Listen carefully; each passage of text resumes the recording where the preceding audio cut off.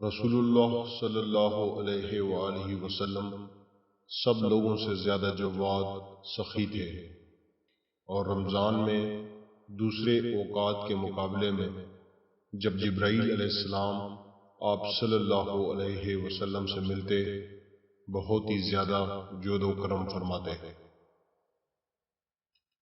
جبرائیل علیہ السلام رمضان کی ہر رات میں آپ صلی اللہ علیہ وسلم سے ملاقات کرتے اور آپ صلی اللہ علیہ وسلم کے ساتھ قرآن کا دورہ کرتے۔